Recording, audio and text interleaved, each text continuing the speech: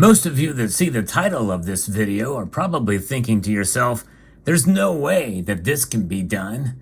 Well, I don't beg to differ because I don't need to beg, I just disagree. I'll explain why it can be done and why I think it should be done. Let's explore!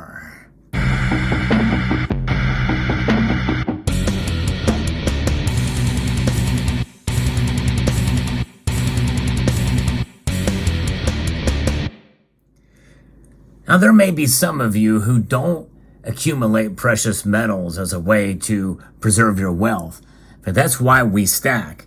And we usually stack silver and gold. But most people, especially if they are on a limited budget, they start with silver. In fact, one of my more popular videos is about how to buy silver when you are poor, which means it's going to be a much tougher argument to make to buy gold, much less a full ounce of gold.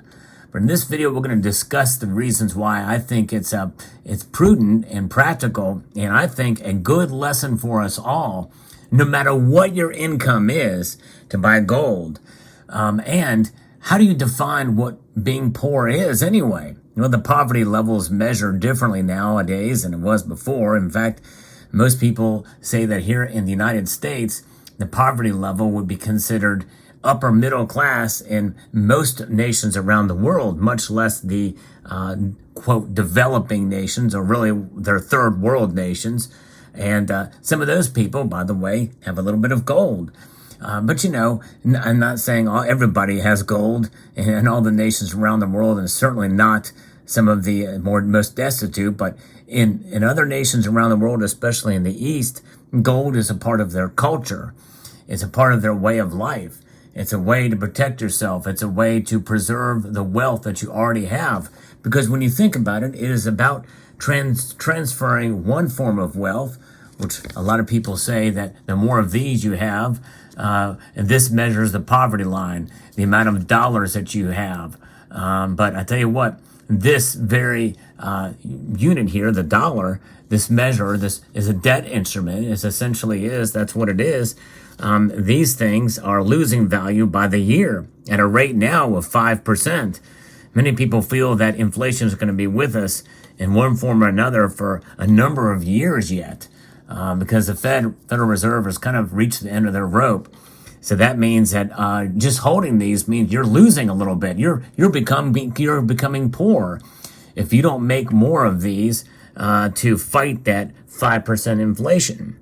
But that's really kind of where we are at nowadays. In this era of high inflation, people are becoming poorer.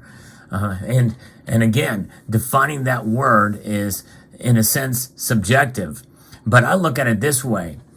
If you are not stacking gold or silver, you're spending your money on other things that aren't considered necessities, more than likely, no matter what your income level is. Here in the United States especially, and in fact, I wouldn't make the argument that most Western nations out there, most of my viewing audience, by the way, probably has some level of a disposable income in one form or another.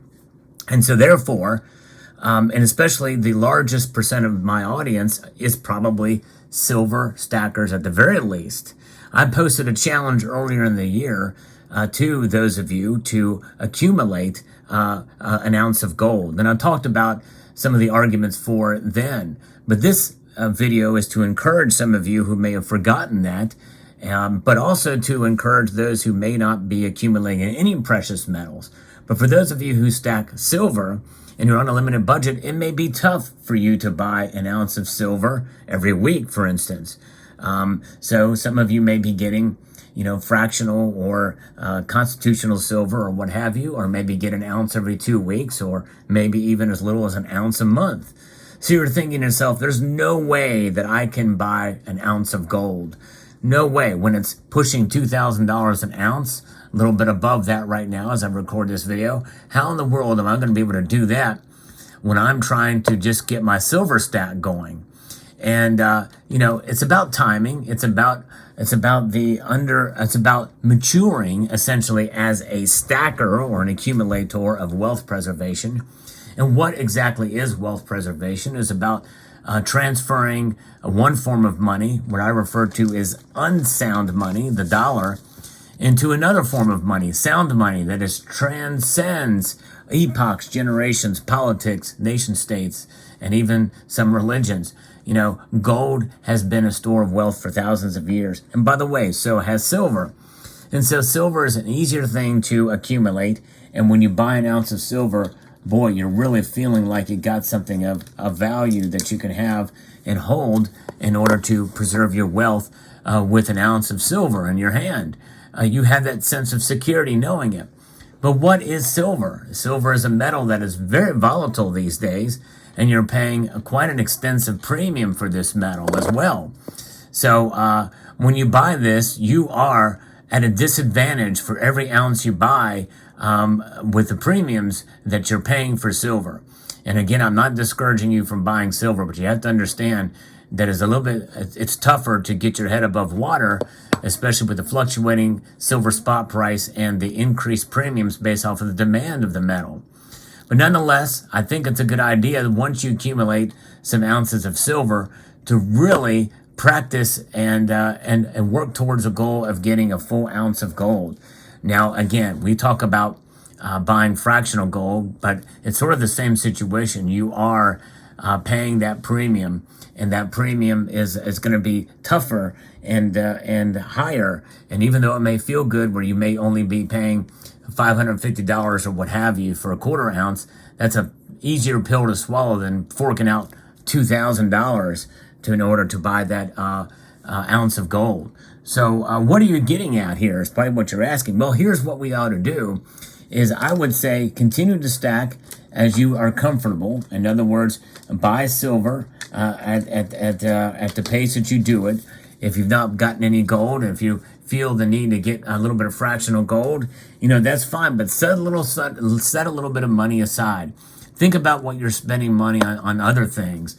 And by the way, I'm not saying we should stop stop paying for that $4 coffee at Starbucks or $5 or whatever it is. And I'm not saying not to live life. I'm not saying you shouldn't go to the movies, you shouldn't go out to eat, but just cut back a little bit on some of that stuff. And all good things in moderation, right? We can always find ways that we can trim some of our spending.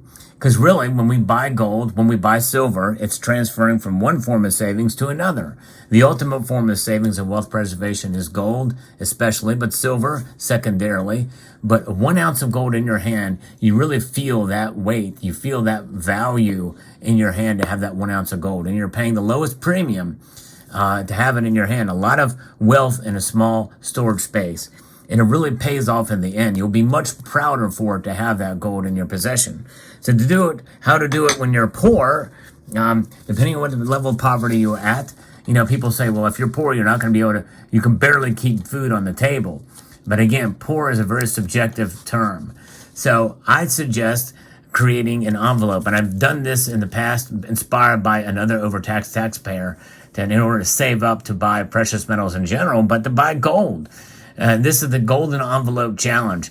It's something that I've attributed to and subscribed to for quite some time. You can have fun with it. You can create a little bedazzled gold envelope here to kind of store your cash in. You put some cash in there, and then each paycheck you put a little bit of cash in there. Every little bit pays off. And you may say, well, it may take me a year or two in order to do that. It very well could. And you never know. Where will gold be in a year? It could be a heck of a lot higher. You could very well put $20 away 1 week towards your gold, and gold could go up $25 in 1 day. And it's done that before. But nonetheless, it is teaching you to save.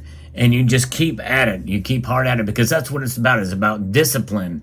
Discipline is a huge thing and a huge, attribute that we should have as stackers in this community. Discipline is paramount and important, because in the end, when you have discipline, that means when you do get this gold coin in your possession, you are going to be better off for it, and you'll appreciate it that much more to have that gold coin in your stack, because you worked hard for it.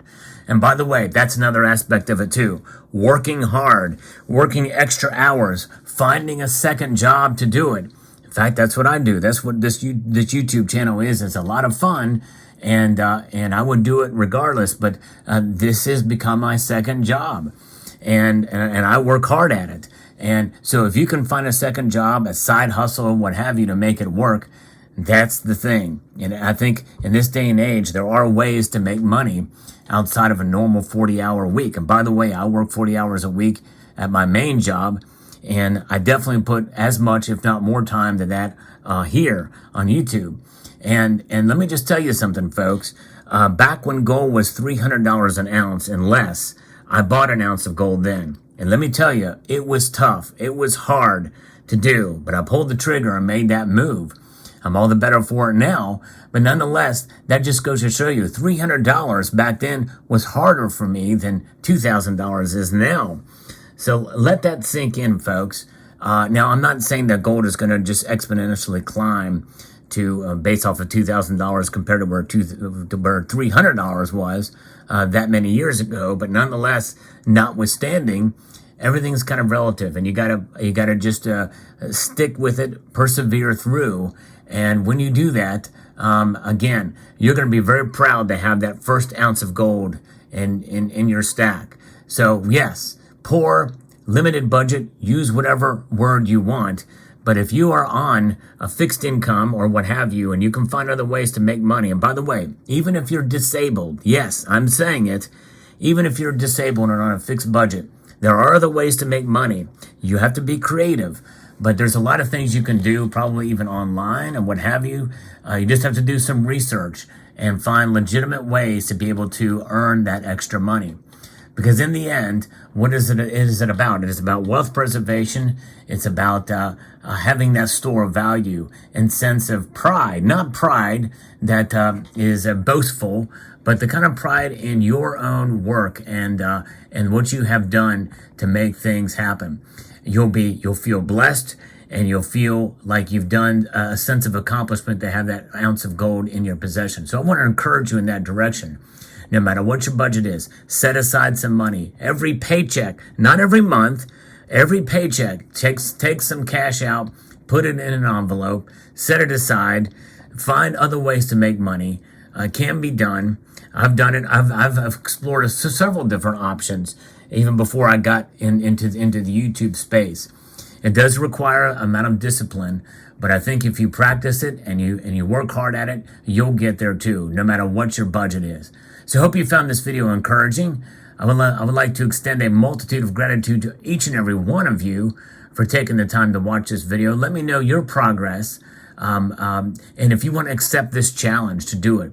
Because I think it's such an important thing, and I think you'll be able to get the most bang for your buck in terms of premiums with buying a full ounce of gold. And again, there's something about just feeling an ounce of gold in your hand that is like no other thing out there, to have that 1 ounce of gold.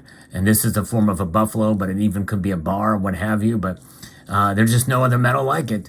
So let me know what your thoughts are in the comment section below. I'd like to extend a multitude of gratitude to all of you for taking the time to watch, and to encourage you to please rate, share, comment, and subscribe.